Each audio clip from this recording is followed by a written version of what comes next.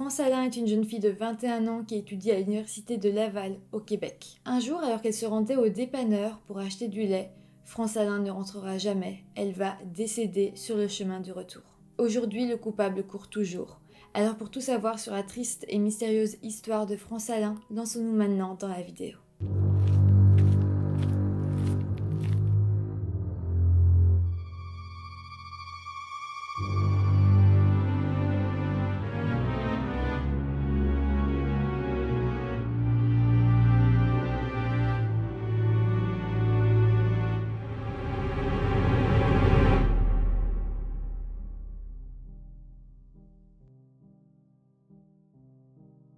Hello tout le monde, on se retrouve aujourd'hui pour une histoire qui m'a beaucoup touchée. C'est une histoire québécoise. Je trouve qu'elle ressemble un petit peu à l'histoire d'Alicia Almersch que je vais traiter il y a quelques temps sur ma chaîne. Je vous mets le petit i juste au-dessus pour que vous puissiez la voir. Donc allez la voir vraiment si vous ne la connaissez pas, si vous n'avez pas vu la vidéo, elle est vraiment très intéressante. Juste avant de se lancer dans cette histoire, je vous rappelle que vous pouvez vous abonner à ma chaîne si ce n'est pas encore fait, ça me fait toujours plaisir.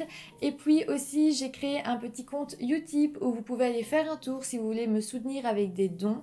C'est pas du tout obligé, ne vous sentez vraiment pas obligé, c'est si seulement vous en avez envie.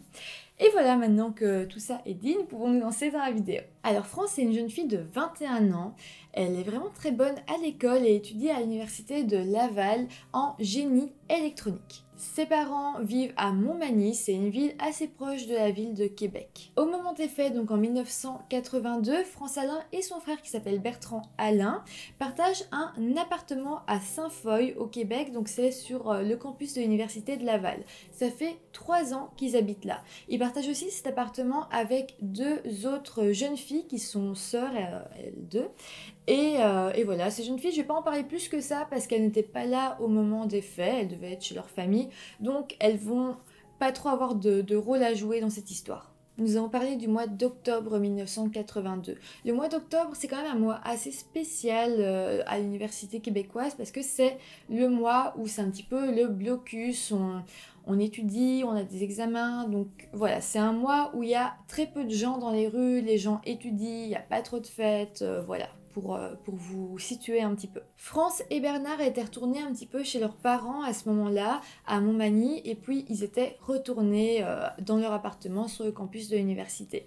Donc France avait quand même vu ses parents un petit peu avant le drame.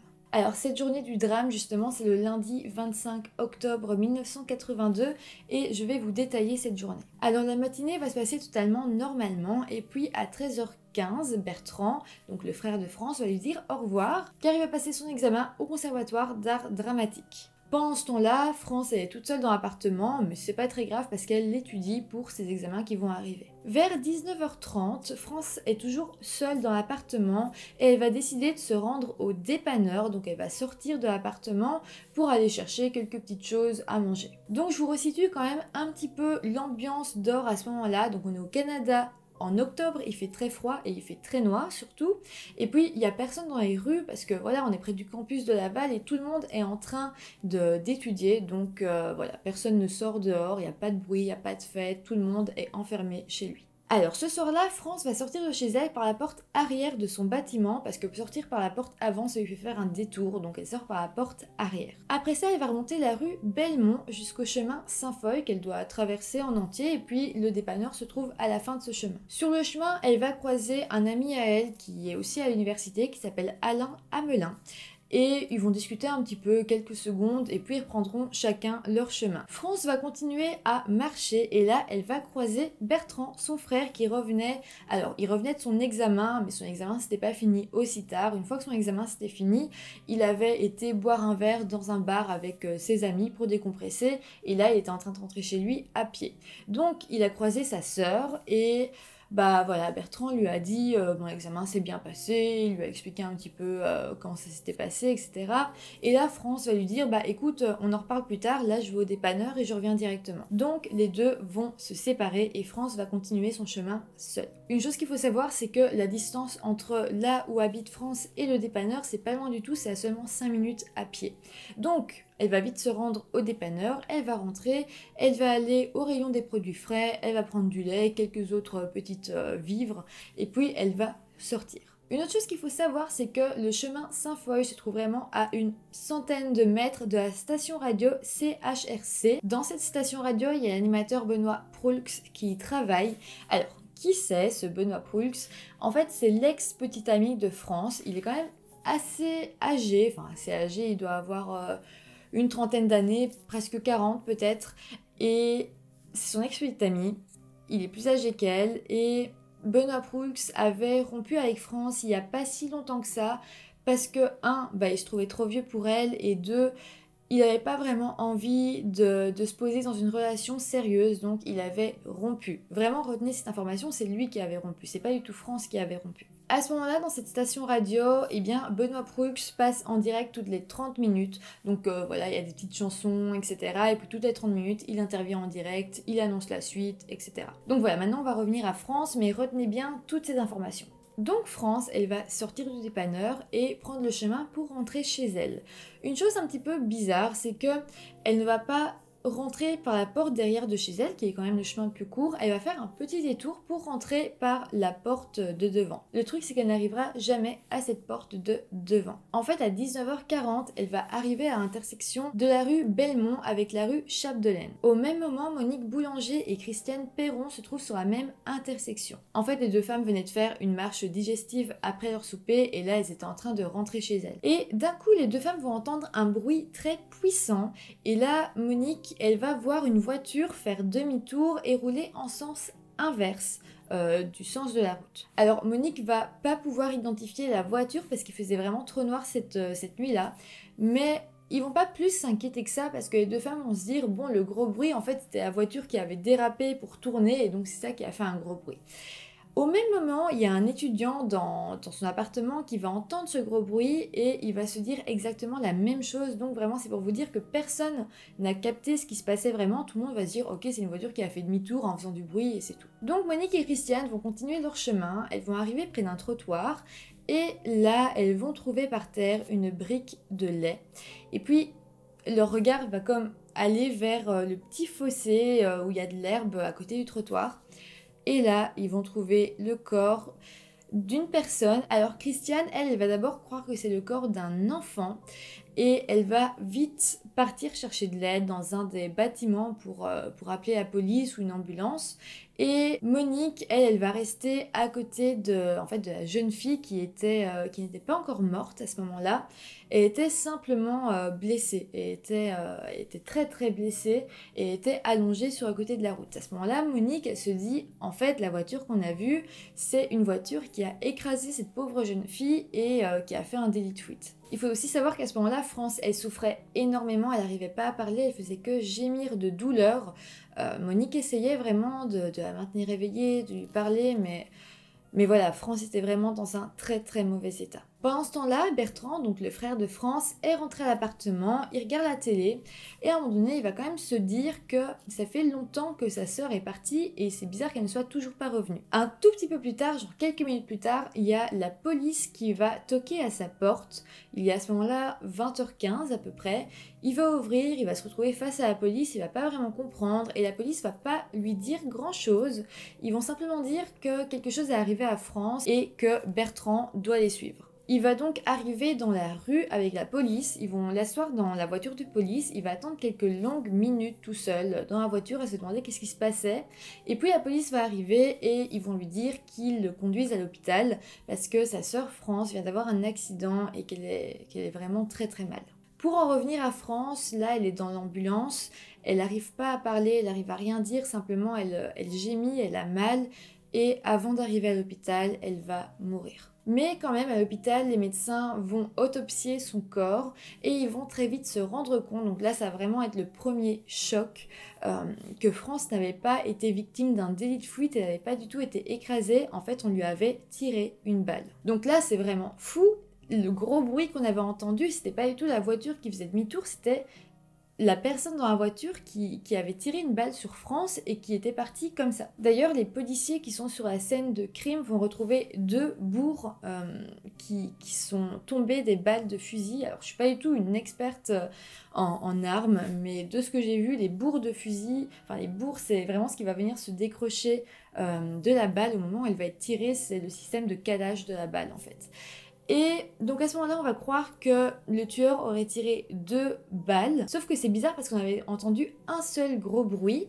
Et puis ensuite, quand ça va être envoyé à un expert, en fait, il va expliquer que certaines balles ont en fait 2 bourres. Donc cette balle-là avait 2 bourres, c'est pour ça qu'on a entendu un seul bruit. En fait, il avait tiré qu'une seule fois. Donc là, la police a compris que c'est vraiment un acte criminel, un acte prémédité. Et donc, ils vont commencer une grosse enquête pour essayer de retrouver le coupable. Alors, dans un premier temps, la police va soupçonner Bertrand, le frère de France, mais l'hypothèse va quand même assez vite tomber à l'eau. D'ailleurs, Bertrand a lui-même proposé de passer au détecteur de mensonges, faire le test du polygraphe.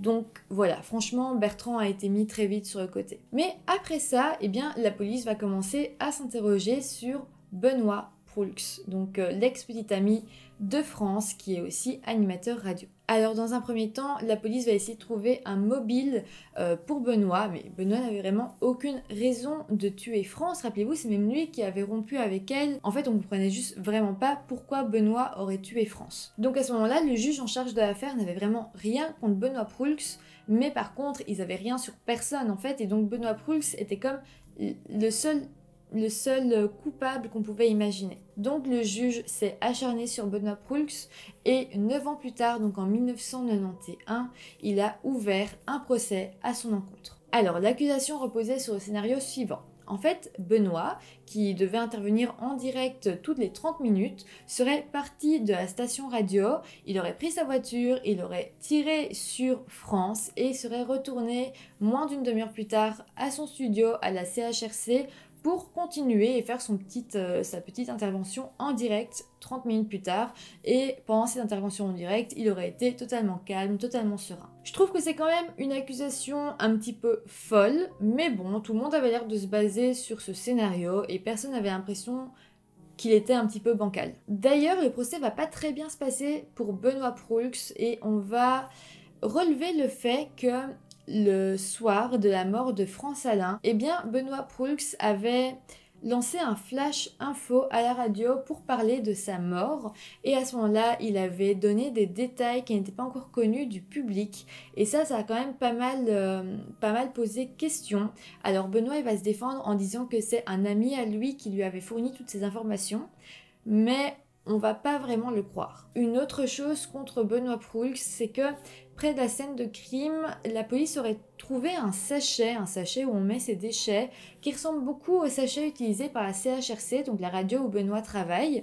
Et dans ce sachet, il y avait quelque chose de très suspect, il y avait un trou. Comme si la personne qui avait tiré sur France avait utilisé le sachet pour cacher l'arme qu'il aurait tirée, et donc ça aurait fait un trou dans le sachet.